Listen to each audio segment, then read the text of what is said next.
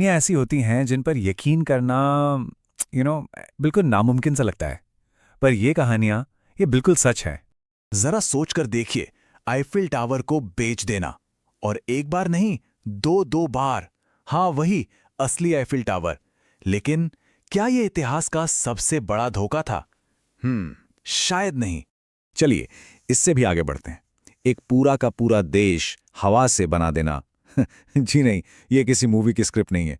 ये तो इतिहास के सबसे शातिर, सबसे क्लेवर स्कैमर्स की असली कहानियां हैं। ये जो रकम है ना, $4 अरब, ये सब हवा में गायब हो गए। तो आज हम यही समझेंगे कि कैसे इन कलाकारों ने लोगों के बैंक अकाउंट्स को ही नहीं, बल्कि उनके दिमाग को, उनकी साइकोलॉजी को ही हैक कर लिया था। तो चलिए शुरू करते हैं। हमारी पहली कहानी है प्योर 100% गट्स की। एक ऐसे शख्स की जिसने दुनिया के सबसे मशहूर मॉन्यूमेंट्स में से एक को ही बेच डाला। इनसे मिलिए, ये हैं विक्टर लस्टिग। लस्टिक का प्लान देखने में बड़ा सिंपल था, पर जीनियस था।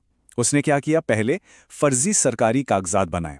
फिर पेरिस के टॉप 6 स्क्रैप मेटल डीलरों को एक सीक्रेट मीटिंग में बुलाया और वहां अनाउंस किया कि भाई आईफिल टावर को स्क्रैप में बेचा जा रहा है। लेकिन असली जादू चौथे स्टेप में था। भीड़ में से उस एक इंसान को पहचानना जिसकी इनसिक्योरिटी, जिसके डर को वो अपने फायदे के लिए इस्तेमाल कर सके।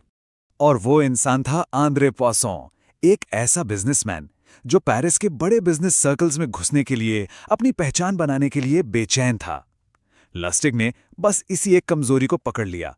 उसने पॉसों के ईगो और उसकी इनसिक्योरिटी पर ऐसी चोट की, उसको ये यकीन दिला दिया कि ये डील, यही वो डील है जो उसे वो इज्जत दिलाएगी जिसका वो हकदार है। और यहीं तो स्कैम का सबसे ब्रिलियंट हिस्सा है। लस्टिग तो पैसे लेकर गायब हो गया, लेकिन पॉसों, वो बेचारा इतना शर्मिंदा हुआ, इतनी बेइज्जती महसूस की उसने कि उसने कभी पुलिस को बताया ही नहीं। और इसी चुप्पी ने लस्टिग को इतना कॉन्फिडेंस दिया कि वो कुछ महीने बाद वापस आया और ये पूरा का पूरा खेल दोबारा खेलने की कोशिश की। कमाल है। अच्छा, लस्टिग का धोखा तो एक तरह की कलाकारी थी, लेकिन हमारा अगला धोखेबाज वो एक अलग ही तरह का आर्टिस्ट था। उसने एक ऐसा सिस्टम बनाया जो हजारों लोगों की जिंदगी भर की कमाई को निगल गया। चार्ल्स पॉन्जी, एक ऐसा नाम जो आज धोखाधड़ी का दूसरा नाम बन चुका है। लेकिन उसकी स्कीम इतनी सीधी सादी थी कि सोचना भी मुश्किल है कि इतने सारे लोग इसके झांसे में आ कैसे गए। वादा ही कुछ ऐसा था कि कोई खुद को रोक नहीं पाया। सोचिए, 45 दिनों में 50% रिटर्न। इसने लोगों के दिमाग में लालच का एक ऐसा स्विच ऑन कर दिया कि उन्होंने सोचना समझना ही बंद कर दिया। असल में तो कोई इन्वेस्टमेंट था ही नहीं, ये सिर्फ पैसों का एक घूमता हुआ पहिया था जिसे एक न एक दिन तो रुकना ही था। और आखिरकार वो पहिया रुका। सिर्फ 1 साल के अंदर $20 मिलियन गायब। आज के हिसाब से देखें तो लगभग $300 मिलियन। और यहां उसकी साइकोलॉजिकल मास्टरी देखिए। जब एक गुस्साई भीड़ ने उसके दफ्तर को घेर लिया तो उसने क्या किया? उसने उन्हें कॉफी और डोनट सर्व किए। उसका वो शांत कॉन्फिडेंस इतना जबरदस्त था कि कई लोगों ने अपना पैसा वापस निकालने का इरादा ही छोड़ दिया। तो अब देखते हैं कि कैसे पॉन्जी की वही पुरानी स्कीम एक नए चमचमाते डिजिटल पैकेज में दोबारा बेची गई। मिलिए डॉक्टर ज़रूजा इग्नाटोआ से, जिन्होंने OneCoin को बिटकॉइन किलर बताकर मार्केट में उतारा। उन्होंने दुनिया भर के स्टेडियम्स में बड़े बड़े ग्लैमरस इवेंट्स किए, भविष्य की टेक्नोलॉजी और बेहिसाब दौलत का सपना बेचा। और फिर अक्टूबर 2017 में वो अचानक गायब हो गई। और इसका स्केल देखिए जरा, ये कोई छोटा मोटा ऑपरेशन नहीं था। 175 देशों में 10 लाख से भी ज्यादा लोग इस धोखे का शिकार हुए।